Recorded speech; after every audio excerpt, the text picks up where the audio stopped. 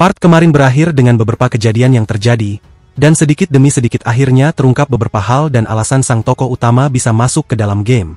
Nah, tanpa basa-basi lagi kita mulai alur ceritanya. Tak lama setelah itu, Sato pergi mencari yang lainnya, tetapi bertemu dengan Lisa dan seorang penjaga yang mencoba mengambil inti-inti monster yang telah dikalahkannya. Penjaga itu berkata bahwa hukum mengharuskannya menjual inti-inti itu ke kota, jadi dia harus menyerahkannya. Sato bersikap hati-hati dan menjawab bahwa dalam hal itu, dia akan membuat tanda terima yang menunjukkan jumlah inti serta jumlah yang dibayarkan untuk mereka, lengkap dengan nama atau identifikasi lainnya. Penjaga itu marah dan merasa tersinggung, mengira Sato menganggapnya pencuri. Namun, Sato menjelaskan bahwa pedagang harus berhati-hati. Dengan kemampuan dan logika pedagangnya, Sato berhasil membuat penjaga itu menandatangani kontrak yang memastikan tidak ada penipuan.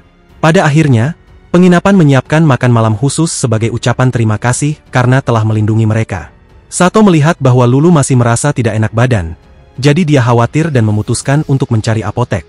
Dalam perjalanannya, dia menemukan bulu Shadow Owl, tapi dia tidak terlalu memedulikannya dan menyimpannya untuk nanti diberikan kepada para gadis. Namun, Sato terkejut saat melewati gang, di mana dia melihat beberapa monster bayangan menyerang seseorang. Dia dengan cepat mengalahkan mereka dengan senjata sihirnya dan segera berlari untuk melihat korbannya, yang ternyata adalah seorang pria tikus berzirah merah. Pria tikus itu memperingatkan bahwa dia tidak akan bertahan lama, jadi dia memohon agar Sato menjaga sang putri. Melihat gadis yang dilindungi pria tikus itu, Sato segera memberikan pertolongan pertama dan membawanya ke rumah Nat dan Yusa. Dia menjelaskan bahwa dia membawa seseorang yang dikenal Yusa, lalu menunjukkan gadis yang dibawa oleh pria tikus itu. Ternyata, gadis tersebut juga seorang elf, dan Liza langsung mengenalinya sebagai Miss Arania Boleman atau Mia. Segera setelah itu, mereka mencari pendeta untuk merawat luka pria tikus tersebut. Keesokan harinya, Sato mengunjungi mereka, dan Nat menjelaskan bahwa gejala yang dialami Mia mirip dengan kekurangan kekuatan sihir yang berkepanjangan. Sato memeriksa keadaan Mia dan menemukan bahwa dia berusia 130 tahun, tetapi masih dianggap sebagai anak-anak di kalangan elf. Mia tidak sakit atau terluka parah, dan kekuatan sihirnya sedikit pulih meskipun masih rendah. Nat menyarankan bahwa ramuan mana bisa mempercepat pemulihannya, namun ramuan tersebut sangat mahal. Meskipun begitu, meski mereka tidak bisa membelinya, mereka bisa membawanya ke tempat yang kaya akan mana seperti jalur Le atau mata air alami. Tak lama kemudian, Mia akhirnya bangun. Jadi, mereka berdua pergi menemuinya untuk memperkenalkan diri dan menjelaskan situasinya. Ketika melihat Sato, Mia bertanya apakah dia menggunakan roh, tetapi Sato menjawab bahwa dia belum pernah melihat satu pun.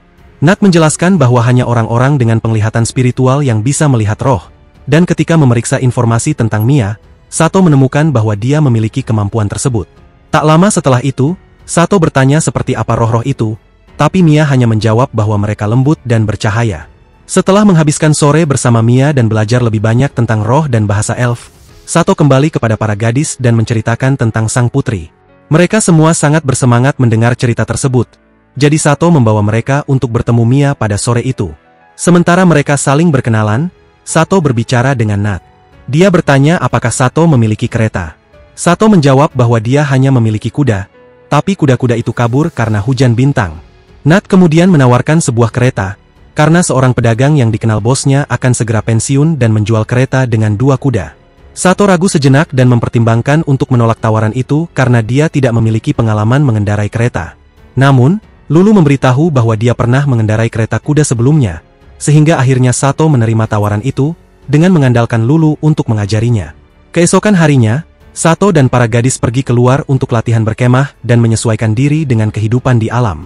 Setelah menetap di suatu tempat, mereka melakukan berbagai kegiatan di alam terbuka seperti mengumpulkan bahan-bahan dan bahkan melakukan pertukangan. Selama waktu berkemah, Sato menerima kunjungan dari anak-anak beasmen yang pernah dia beri makan, dan mereka memberinya 1 set buah-buahan dan biji-bijian yang beragam sebagai tanda terima kasih atas makanan hari itu. Sato menerima bijinya sebagai permintaan maaf atas gangguan yang terjadi, tetapi dia tidak membiarkan mereka pergi dengan tangan kosong dan memberi mereka banyak daging kering untuk dimakan setelah perkemahan. Sato kembali ke kota dan menyelesaikan dokumen kereta yang sekarang secara resmi menjadi miliknya. Arisa mengusulkan agar mereka menggunakan kereta untuk membawa Mia kembali ke rumah karena desa elf terletak di tenggara kerajaan Shiga. Sato tidak keberatan dengan ide tersebut, tetapi ia mengusulkan untuk bertanya kepada Liza terlebih dahulu ketika ia kembali. Sementara itu, Lulu bertugas mengajarkan cara mengemudi kereta, tetapi ia masih tampak agak malu dan canggung karena statusnya sebagai budak. Namun, Sato berhasil membuat Lulu merasa lebih percaya diri dalam waktu singkat, dan dia belajar mengemudi kereta dengan sukses.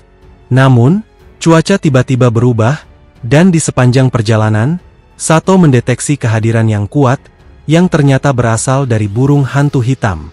Burung itu terbang, jadi Sato memutuskan untuk kembali kepada yang lain.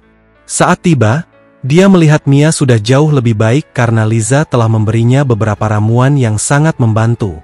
Sato sekali lagi melihat burung hantu hitam itu mengawasi mereka dari atap, jadi dia memutuskan untuk masuk ke rumah Nana bersama para gadis. Di sana, dia bertemu dengan Mise, manusia tikus yang telah menyelamatkan Mia, yang masih dalam masa pemulihan. Mise bercerita bahwa beberapa penyihir dari desa elf mereka telah menculik Mia dan menahannya di sebuah tempat bernama Kuna. Saat Mia berhasil melarikan diri, dia bertemu dengan Mise yang menyelamatkannya, dan bersama dengan teman-temannya, mereka berusaha membawanya ke kota seru untuk bertemu dengan Yusa. Namun, semut terbang yang menyerang kota dikirim oleh para penyihir yang menculik Mia. Sato belum mengerti mengapa Mia diculik, tetapi dia merasa bahwa Liza mengetahui sesuatu. Namun, karena Liza tampaknya tidak ingin berbicara, Sato memutuskan untuk tidak menanyakannya. Tiba-tiba, terdengar kegaduhan di dalam rumah, tetapi ketika mereka memeriksa, ternyata para gadis hanya ketakutan karena badai. Sato merasa lega, tetapi dia memperhatikan bahwa Tama terus menatap ke arah tertentu. Saat Sato melihat ke arah yang ditatap Tama, dia menyadari bahwa burung hantu yang tadi sudah berada di dalam rumah. Dengan suara petir besar, burung hantu hitam itu berubah menjadi seorang penyihir kuat. Penyihir tersebut segera menggunakan sihir psikisnya untuk membuat semua orang bingung. Tetapi Arisa berhasil mematahkan pengaruh sihir itu dengan sihirnya sendiri. Sato lalu meningkatkan kekebalannya. Setelah itu, dia memeriksa informasi tentang penyihir tersebut, yang ternyata bernama Zen, sama seperti pahlawan dalam cerita yang mereka lihat sebelumnya. Zen menyatakan bahwa dia datang untuk Mia, tetapi Sato dengan tenang berdiri di antara mereka berdua dan memperingatkan Zen bahwa dia tidak memiliki urusan dengan para pedagang. Namun, Zen berasumsi bahwa Sato mungkin keturunan seorang pahlawan karena menganggap luar biasa bahwa Sato bisa menahan sihir psikisnya tanpa masalah.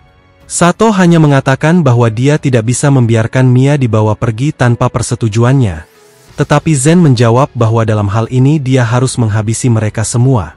Melihat bahwa para gadis tertidur karena sihir Zen, Sato merasa bebas menggunakan kekuatannya tanpa menahan diri. Dia segera meluncurkan serangan ke arah Zen menggunakan keterampilan seni bela dirinya. Tetapi Zen menangkapnya dengan mengendalikan bayangan, terkesan dengan kekuatan Sato. Liza dan Arisa menyerang penyihir tersebut, dan gangguan itu cukup untuk membuat Sato melepaskan diri dari cengkeraman Zen. Mia meminta mereka untuk melarikan diri, tetapi Arisa menjawab bahwa prioritas mereka adalah menyelamatkan Mia, karena itulah yang diinginkan tuannya. Setelah itu, Arisa diam-diam mempersiapkan serangan, sementara Sato mengulur waktu. Setelah berhasil mengalihkan perhatian Zen cukup lama, Sato menyingkir dan Arisa meluncurkan serangan yang begitu kuat hingga rambutnya kembali ke warna aslinya. Zen hampir saja menangkis serangan itu dan berkomentar bahwa serangan itu nyaris mengenainya, serta bahwa dia tidak menyangka Arisa memiliki kemampuan unik seperti itu. Melihat rambut Arisa yang berwarna ungu, Zen berasumsi bahwa Arisa juga merupakan reinkarnasi. Arisa pingsan karena kelelahan, dan Zen berkomentar bahwa kekuatan yang lebih besar dari kemampuan akan membawa kehancuran. Dia memperingatkan Sato bahwa jika dia ingin mencegah Arisa menjadi mainan para dewa, dia harus memastikan bahwa Arisa tidak menggunakan kemampuan uniknya. Setelah mengatakan itu, Zen memutuskan untuk pergi dan mengendalikan bayangannya untuk membawa Mia bersamanya. Sato tidak bisa menghentikannya, tetapi Zen menjelaskan bahwa Sato bisa mengunjungi Kuna jika dia tidak takut mati. Tanpa membuang waktu, Sato memberi instruksi kepada para gadis tentang apa yang harus dilakukan, dan segera melompat ke portal bayangan yang diciptakan oleh Zen. Sato memasuki area kosong di mana bahkan peta tidak tersedia. Namun, dengan caranya sendiri, Sato berhasil memecahkan sistem dan keluar dari tempat itu, memasuki apa yang tampaknya adalah sebuah kastil.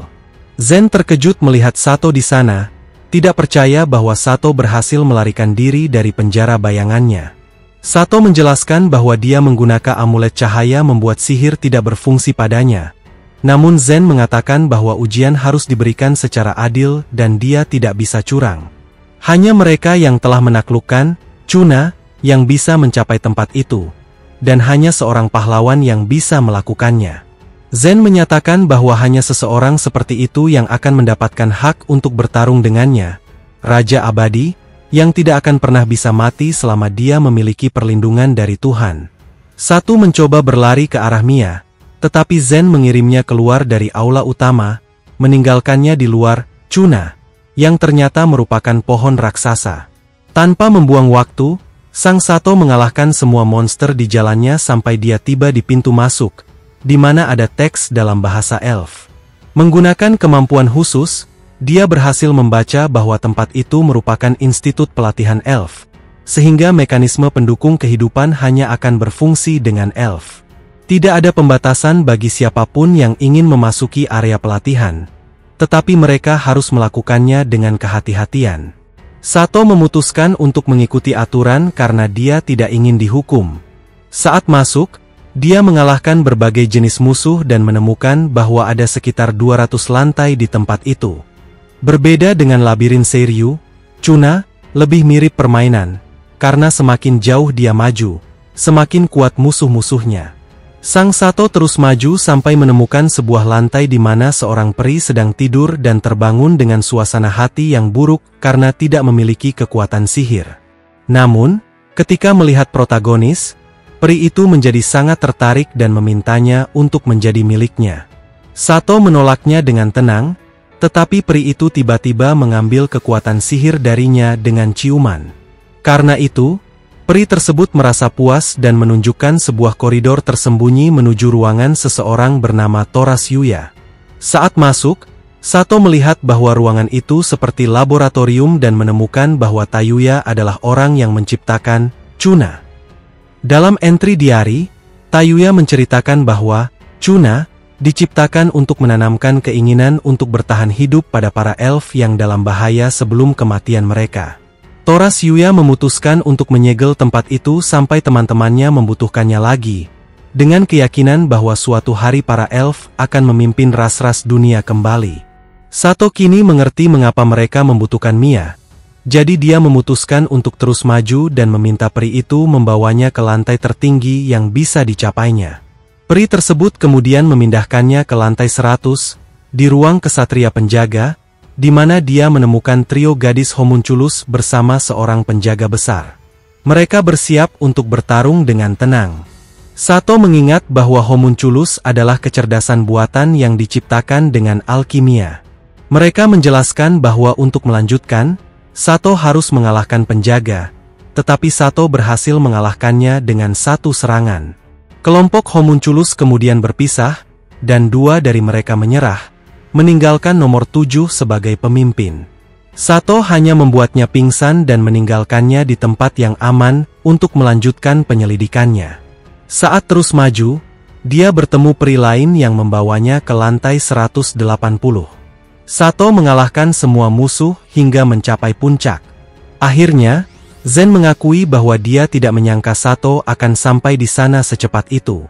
Namun, dia mengatakan bahwa Sato tidak memiliki kredensial untuk menghadapinya, karena dia harus bertarung melawan musuh yang tidak bisa dikalahkan untuk mendapatkan gelar pahlawan. Hadiahnya adalah pedang suci bernama Hiar Horn, pedang yang hilang dan akan memberinya kemuliaan jika diperlihatkan kepada raja manapun. Zen kemudian membuat Sato menghadapi 3 penjaga dan 6 gadis homunculus. Dalam waktu singkat, Sato mengalahkan para penjaga tanpa masalah, tetapi dia berusaha untuk tidak melukai para homunculus. Namun, mereka terus bangkit meskipun sudah tidak mampu lagi. Sato bertanya mengapa mereka terus berjuang begitu keras untuk seorang tuan yang memperlakukan mereka seperti bidak. Mereka menjawab bahwa itu adalah keinginan mereka dan terus berjuang dengan segala yang mereka miliki. Sato akhirnya membuat mereka pingsan tanpa menyebabkan kerusakan serius. Ketika mengalahkan yang terakhir, dia memintanya untuk memenuhi keinginan tuannya. Saat kembali ke Zen, Zen memujinya atas penampilannya dan memberikan pedang suci sebagai hadiah. Sato menerima pedang itu bersama dengan gelar pahlawan dan memutuskan untuk bertanya apa yang sebenarnya diinginkan Zen. Zen menjawab bahwa satu-satunya hal yang dia inginkan adalah menemukan seorang pahlawan yang bisa membunuhnya. Dia menjelaskan bahwa kehidupannya sebelumnya berakhir dengan kekejaman yang tidak adil, dan Tuhan memutuskan untuk mereinkarnasinya sebagai seorang bayi yang bereinkarnasi dengan orang tua yang terhormat dan menemukan pasangan yang terlalu baik untuknya. Dia berpikir bahwa semuanya akan baik-baik saja untuk sementara waktu. Namun, dia bodoh karena berpikir bahwa kehidupannya yang baru akan memiliki akhir yang berbeda. Dia menyadari bahwa seorang bangsawan yang jatuh cinta pada istrinya menangkapnya dan mengeksekusinya dengan tuduhan palsu. Penglihatan yang diberikan Tuhan kepadanya kemudian menunjukkan kepala dari setiap anggota keluarganya tersebar di seluruh kastil, dan di bawah mereka tubuh istrinya seperti boneka yang rusak. Zen kemudian mengubah sisa-sisa keluarganya dan orang-orang lain yang terbunuh di sana menjadi mayat hidup, mengancam keluarga yang telah merenggut semuanya darinya. Setelah membalas dendam, dia mencari cara untuk mengakhiri hidupnya agar bisa bersatu kembali dengan istrinya. Namun, berkah Tuhan tidak mengizinkannya, karena dia telah menjadi raja abadi malam hari. Zen kemudian meminta Sato untuk mengakhiri hidupnya sebelum dia menjadi raja iblis dalam jiwa. Sang Sato sekarang memahami keinginannya setelah mendengar kisah yang begitu tragis, sehingga tanpa ragu dia menggunakan pedang sucinya. Pedangnya sekarang bersinar dengan warna biru saat dia menikam Zen. Zen berterima kasih karena telah memenuhi keinginannya dan akhirnya meninggalkan kehidupannya untuk bersatu kembali dengan istrinya sekali lagi. Sato memperoleh gelar pembunuh makhluk abadi dan mengambil satu-satunya peninggalan dari Zen, yaitu cincin pernikahannya. Chuna kemudian memulai urutan penghancuran diri, sehingga Sato berlari untuk menyelamatkan Mia dengan menggunakan sistem darurat dari Chuna. Sato membuat Mia melarikan diri bersama 6 homunculus yang dia hadapi, tetapi hanya dia yang tinggal. Dengan cepat, dia menuju ke ruangan tempat dia meninggalkan homunculus nomor 7 untuk menyelamatkannya. Dengan dia dalam pelukannya, Sato berlari ke lantai tempat Aradia berada dan bertanya apakah ada cara untuk mengeluarkan mereka dari sana. Aradia menjawab bahwa jika dia memberinya kekuatan sihir dan biji, dia bisa memindahkan mereka ke pohon hampa di luar Chuna. Sang Sato teringat biji-bijian yang diberikan oleh anak-anak binatang sebelumnya, sehingga dia memberikan itu kepada Aradia dan juga memberinya semua kekuatan sihir yang dimilikinya. Dengan ini, Aradia berhasil mengeluarkan mereka dari tempat tersebut, dan Sato mulai berlari jauh sebelum reruntuhan Chuna mencapai mereka. Menggunakan banyak keterampilan, Sato berhasil melarikan diri bersama nomor 7. Tak lama setelah itu, dia akhirnya bersatu kembali dengan para gadis. Semuanya menyambutnya dengan air mata karena mereka sangat khawatir sejak dia pergi. Mia dengan resmi berterima kasih padanya untuk semua yang telah dilakukannya, dan Sato memperoleh gelar teman para elf. Di sisi lain, para homunculus juga berterima kasih kepadanya karena telah mengampuni mereka dan menyelamatkan mereka. Sato memberitahu mereka bahwa dia telah memenuhi keinginan Zen dan menyerahkan cincin yang ditinggalkan Zen. Melihat ini, para gadis berlutut di hadapannya dan bersumpah untuk mematuhinya sebagai tuan baru mereka. Tetapi sebelum bisa berada di sisinya, mereka membutuhkan waktu untuk membawa cincin pernikahan Zen ke makam istrinya. Meskipun begitu, nomor 7 tetap tinggal bersamanya. Jadi Sato memberinya nama Nana. Mereka semua kembali ke kota bersama-sama, dan Mia memberitahu Liza bahwa dia akan pulang. Sato berjanji untuk mengantarnya. Saat tiba di kota, Sato akhirnya bersatu kembali dengan Sena, yang juga menunggunya dengan sangat khawatir. Dena mengakui bahwa saat dia mendengar apa yang terjadi, dia hanya berpikir untuk mencarinya, tetapi dia hanya bertindak seperti anak kecil. Sato meminta maaf karena membuatnya khawatir dan mengaku bahwa dia ingin memberikan sesuatu padanya sebelum monster menyerang kota. Dia memberinya sepasang anting-anting yang mereka lihat pada hari mereka menonton pertunjukan di alun-alun, dan Zena menjadi sangat bahagia. Sato kemudian mengakui bahwa dia menerima pekerjaan untuk mengantarkan seorang anak elf yang diculik kembali ke rumahnya. Dena terkejut dan berpikir bahwa Sato tidak akan kembali, tetapi dia menenangkannya dengan mengatakan bahwa dia pasti akan kembali dan akan membawa oleh-oleh dari perjalanan itu. Keduanya pun berjanji untuk bertemu lagi. Tak lama setelah itu, Sato kembali kepada para gadis yang sudah selesai berkemas. Mereka semua mengucapkan selamat tinggal pada kelompok tersebut, tetapi Zena tidak hadir dalam perpisahan itu. Meskipun begitu, kelompok tersebut akhirnya memulai perjalanan mereka menuju desa para elf. Namun, tidak lama setelah mereka meninggalkan kota, Dena mengejar kereta kuda dengan menunggangi kuda dan menghentikannya. Sato berbicara dengan Zena sendirian, dan dia mengakui bahwa dia tidak bisa menjadi seperti putri dari kisah yang meninggalkan keluarganya demi kekasihnya. Oleh karena itu dia tidak akan meminta untuk dibawa bersamanya. Namun, di musim semi, kakaknya akan menjadi dewasa dan pemimpin keluarga, dan setelah berbicara dengannya, kakaknya setuju untuk membiarkannya melakukan apa yang diinginkan. Jadi ketika musim semi tiba, dia juga akan ikut. Kelompok tersebut kembali berangkat setelah perpisahan itu, dan Sato tidak bisa berhenti memikirkan tentang makan malam. Setelah beberapa waktu bepergian, semua orang berhenti untuk makan, dan Lisa menyiapkan camilan untuk perjalanan sebelum berangkat lagi. Arisa berkomentar bahwa dia akan menyimpan camilannya di item box, menjelaskan bahwa itu seperti inventaris dalam video game. Ini menggunakan sihir untuk memasukkan dan mengeluarkan barang, jadi jarang digunakan, tapi sangat berguna. Sato memutuskan untuk mendapatkan kemampuan itu dan membandingkannya dengan inventarisnya sendiri, menyadari bahwa itu berbeda.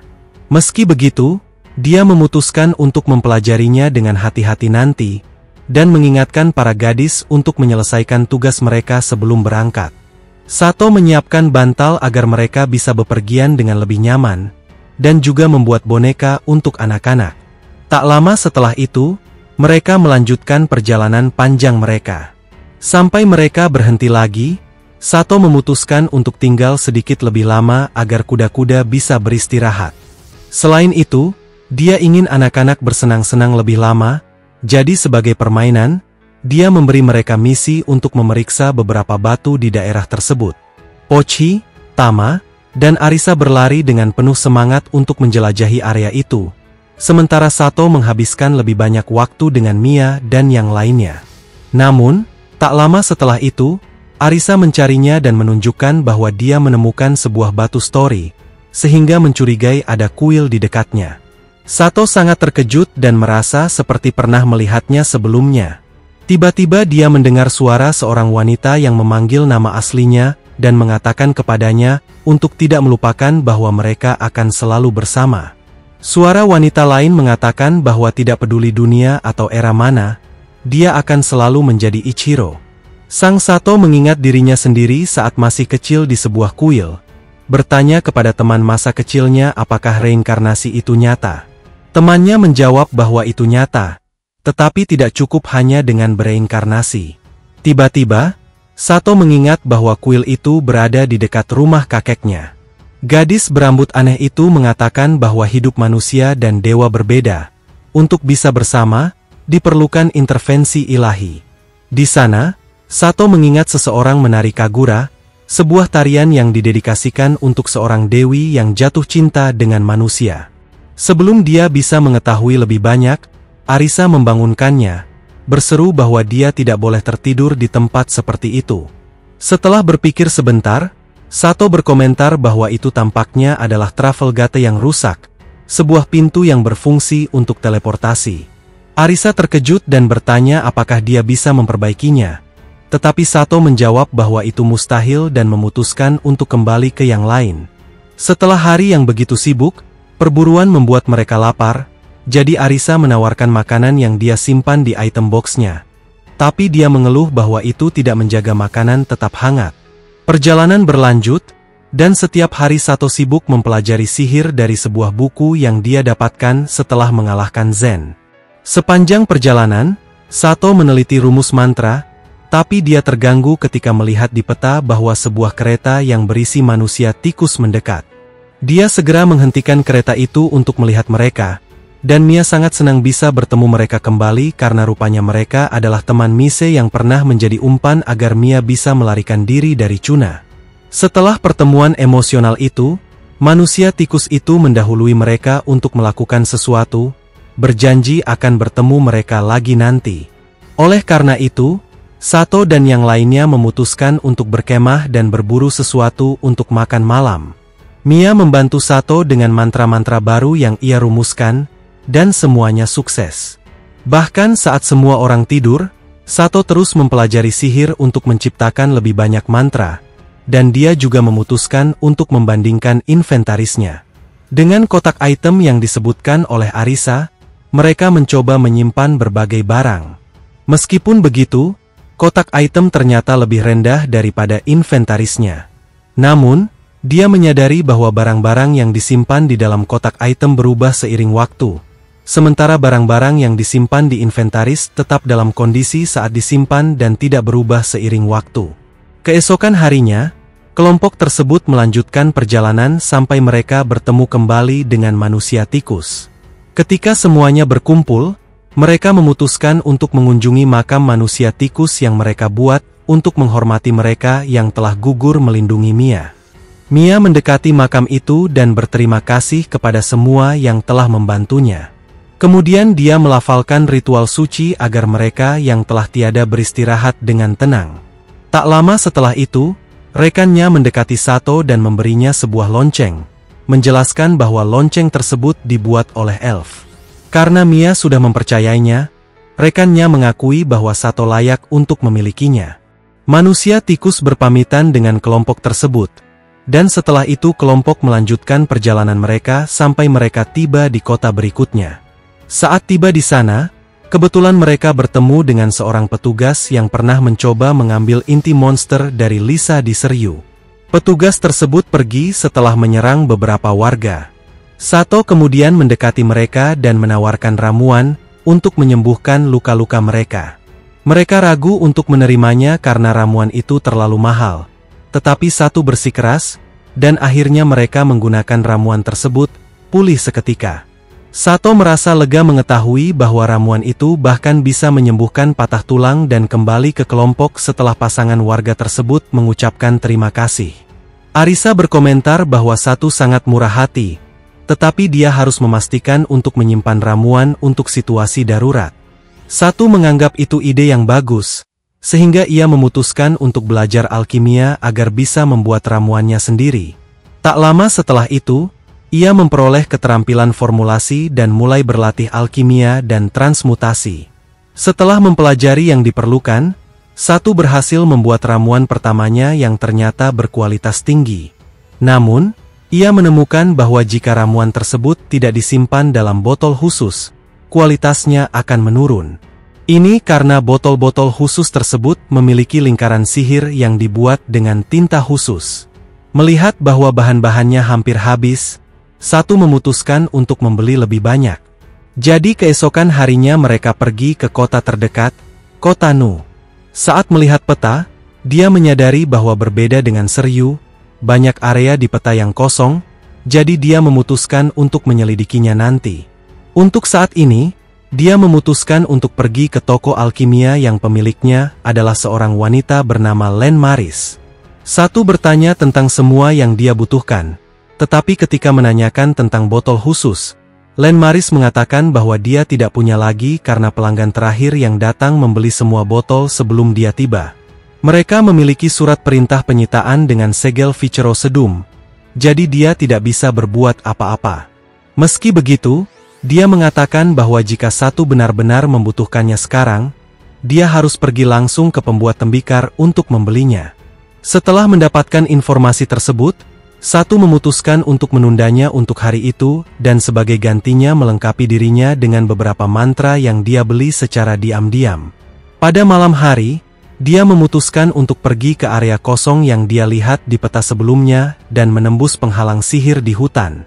Saat masuk, Bagian peta tersebut terbuka dan terungkap bahwa tempat itu disebut hutan ilusi. Meskipun menurutnya hutan itu biasa saja, dia juga menyadari bahwa ada orang yang mendekat, jadi dia mengira bahwa penyihir sudah mengetahui bahwa dia telah melintasi penghalangnya. Tak lama kemudian, dia diserang oleh prajurit-prajurit sihir dan murid penyihir tersebut. Tetapi dia dengan mudah menghindari semua serangan sambil tetap tenang. Hal ini membuat murid penyihir tersebut gelisah. Tetapi Sato hanya memintanya untuk berhenti menyerang karena itu berbahaya. Tiba-tiba, seekor burung besar muncul dan mendarat di atas murid penyihir. Di atas burung tersebut, ada penyihir dari hutan ilusi yang bersujud di hadapan Sato dan memperkenalkan dirinya sebagai penjaga mata air mana di hutan ilusi. Segera dia menyadari bahwa penyihir tersebut sangat menghormatinya karena dia membawa lonceng yang diberikan oleh M. Penyihir tersebut meminta maaf atas sikap kasar muridnya karena tidak tahu bahwa dia sedang berhadapan dengan utusan Bolen. Sato menjelaskan bahwa dia sedang merawat seorang elf dari klan Bolen, tetapi dia bukan seorang utusan. Tak lama setelah itu, dia bertemu dengan seorang murid penyihir, seorang gadis bernama Inimana atau Ine. Penyihir itu bertanya bagaimana perkembangan ramuan-ramuan mereka, dan Ine menjawab bahwa tidak ada masalah, sehingga mereka dapat memenuhi perjanjian. Sato bertanya perjanjian apa yang dimaksud, dan penyihir itu menjelaskan bahwa mereka memiliki perjanjian dengan Count Kauha Hanou. Sebagai imbalan untuk menjaga para pencuri dan pemburu keluar dari hutan, mereka menyerahkan 300 botol ramuan khusus 2 kali setahun. Sato mengungkapkan minatnya untuk membuat ramuan, jadi penyihir itu mengatakan bahwa dia akan mengajarkan sebuah resep khusus. Setelah cukup lama belajar, Sato berpamitan dengan penyihir itu, yang menerangi jalannya di hutan menuju kota dengan sihir. Penyihir itu memberinya sebuah surat yang tampaknya harus dia serahkan kepada seorang raksasa. Sato menyimpan surat itu dan akhirnya kembali bersama yang lainnya. Keesokan harinya, Sato pergi ke sebuah kedai, tetapi sebuah percakapan antara 2 orang asing menarik perhatiannya. Dia mendengar bahwa mereka berbicara tentang batas waktu dan barang yang harus mereka hancurkan. Sebelum dia bisa mendengar lebih banyak, pemilik bengkel datang untuk membahas botol yang dimintanya. Pemilik itu menjelaskan bahwa ada banyak peraturan di kota, sehingga dia tidak bisa begitu saja membuat botol, tetapi dia menawarkan alternatif yaitu belajar membuat keramik di bengkelnya. Sato tiba-tiba berhenti mendengarkan karena dia kembali fokus pada percakapan 2 orang tadi. Salah satu dari mereka mengatakan kepada yang lain bahwa ketika dia menjadi wakil raja, dia berharap bisa menjadikan dirinya dan klannya sebagai asistennya sebagai balas budi atas kesetiaannya. Yang lain menjawab bahwa itu akan terjadi, tetapi mengklarifikasi bahwa dia tidak akan menjadi wakil raja karena rencananya adalah untuk menjadi penguasa wilayahnya sendiri. Sato mengabaikan percakapan itu, yakin bahwa itu hanyalah omongan bangsawan yang tak berarti. Keesokan harinya, dia dan para gadis memutuskan pergi ke bengkel untuk belajar membuat keramik. Tetapi Sato memeriksa peta dan menemukan bahwa Ine sedang dikejar oleh musuh. Mereka segera pergi untuk membantunya, karena ada sekelompok bandit yang mengejar ramuan perjanjian tersebut. Sato dan para gadis berhasil menghentikan musuh, sehingga Ine berhasil memasuki kota. Namun, begitu dia masuk, sekelompok bandit membuatnya kecelakaan, sehingga gerobaknya hancur bersama dengan ramuan-ramuannya. Setelah menghitung botol-botol yang tersisa, ditemukan bahwa dari 300 ramuan, hanya tersisa 120, sehingga masih kurang 180 untuk memenuhi perjanjian. Ine sangat terpukul, tetapi Sato menyarankan untuk menyerahkan yang ada terlebih dahulu, baru kemudian memikirkan solusinya. Namun, ketika mereka menjelaskan situasinya, asisten wakil raja, Birkins, mengatakan bahwa mereka tetap membutuhkan 300 botol sebelum malam tiba. Sato merasa mengenali suaranya dan terkejut melihat bahwa Dosan, seorang pejabat yang pernah menyerang warga sebelumnya, berada di sampingnya. Meskipun Sato menawarkan berbagai solusi, Birkins dengan tegas menolak, mengatakan bahwa dia membutuhkan ramuan khusus dari penyihir tersebut. Seolah-olah dia ingin menggagalkan perjanjian itu, tetapi Sato menyadari bahwa bukan itu masalahnya. Saat itu, dia mengenali suara mereka, menyadari bahwa mereka adalah orang-orang yang dia dengar berbicara di kedai sebelumnya. Sato akhirnya menyadari bahwa Birkins berencana menghancurkan hutan ilusi untuk membangun sebuah kota di sana. Dengan pemikiran itu, Sato meningkatkan semua keterampilannya hingga maksimal untuk mengatasi situasi tersebut. Akhirnya, dia berhasil meyakinkan Birkins untuk menerima pengiriman ramuan dengan kualitas yang sama seperti yang dimiliki penyihir itu, setelah mendapatkan kontrak tertulis. Sato kemudian berkumpul dengan para gadis yang telah mengumpulkan bahan-bahan, tetapi Ine memperingatkan bahwa akan mustahil untuk menyelesaikannya sebelum malam, karena meskipun mereka berhasil membuat ramuan itu tidak akan berguna tanpa botol-botolnya. Saat itulah Sato menyadari bahwa alasan mengapa semua botol di toko-toko alkimia telah dibeli adalah karena ada seseorang yang mencoba menggagalkan mereka. Namun, Sato tidak menyerah. Dia pergi ke bengkel dan meminta pemiliknya untuk meminjamkan tungku. Setelah berpikir sejenak, pemiliknya setuju untuk membantu mereka, meskipun dia berpikir itu adalah tugas yang mustahil. Sato dan para gadis segera beraksi, mulai membuat botol-botol, sementara Arisa dan Mia menangani ramuan-ramuannya. Dalam waktu singkat, mereka berhasil membuat banyak botol, tetapi masalah muncul saat pengeringan karena botol-botol itu biasanya memerlukan 5 hari untuk mengering sebelum bisa dipanggang. Meski begitu, dengan semua pengetahuan yang dimilikinya, Sato menciptakan sebuah mantra untuk mengeringkan botol-botol tersebut secara instan. Semua orang bekerja keras dan saat senja tiba, semua botol sudah berada di dalam oven dan siap diproses. Mereka hanya perlu didinginkan, dan botol-botol itu akan selesai. Namun, tiba-tiba Dosan muncul bersama para pengikutnya dan menuduh mereka membuat botol tanpa izin. Karena ini, mereka menghancurkan oven sepenuhnya, merusak semuanya di dalamnya dan membuat para gadis sangat terpukul. Tak lama kemudian, kita mengetahui bahwa yang mereka hancurkan hanyalah sebuah jebakan yang ditinggalkan oleh Sato. Sebelum oven dihancurkan, dia menyimpan botol-botol itu dalam inventarisnya, lalu memindahkannya ke dalam M-box untuk menyesuaikan suhunya. Pada akhirnya, mereka mendapatkan semua botol dalam keadaan utuh. Menjelang akhir hari, Sato menghadap Birkin untuk mendapatkan tanda tangan dan stempel pada bukti penerimaan. Namun, Birkin menolak untuk menandatanganinya, hingga tiba-tiba Count Kujan muncul, menyatakan bahwa dia yang akan menandatanganinya. Kemudian, penyihir dari hutan ilusi juga tiba di tempat itu, karena Sato telah menggunakan hewan peliharaan Ine untuk berkomunikasi dengannya dan menceritakan situasinya. Count mengatakan kepada Birkin bahwa dia telah mendengar semua kejahatannya dan menyadari bahwa memberinya posisi itu adalah sebuah kesalahan. Dia mengatakan bahwa Birkin tidak layak menjadi asisten penguasa wilayah dan tidak akan lagi memiliki hak aristokrasi di wilayahnya.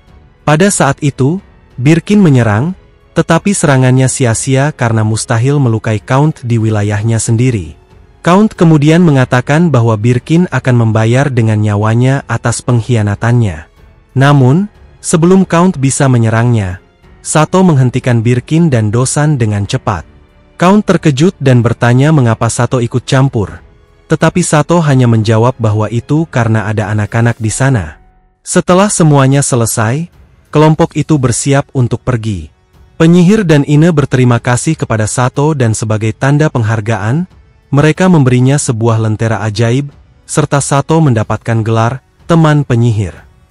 Akhirnya, Sato dan para gadis melanjutkan perjalanan mereka, merencanakan untuk melewati Baroni Muno. Dena menerima surat dari Sato dan sangat gembira hingga menceritakan kepada teman-temannya bahkan sebelum membacanya. Dalam surat itu, Sato menceritakan bahwa mereka telah bepergian ke Count Kuhano di sebelah barat Seryu dan perjalanan pertama mereka lebih sulit dari yang diharapkan. Meski begitu, mereka sudah terbiasa tidur di luar dan sangat menikmati petualangan mereka di dunia baru ini. Suatu malam, Sato membacakan sebuah buku untuk para gadis yang menceritakan kisah tentang 7 dewa yang turun dari langit.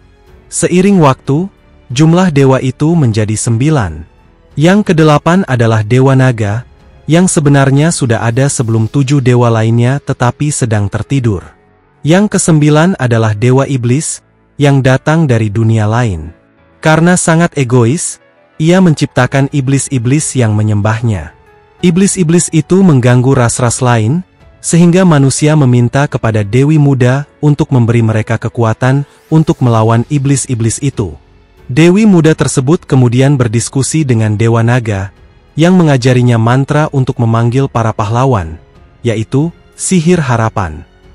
Para gadis sangat senang dengan ceritanya, dan Sato menutup buku tersebut, menyadari bahwa mereka masih memiliki perjalanan panjang di depan.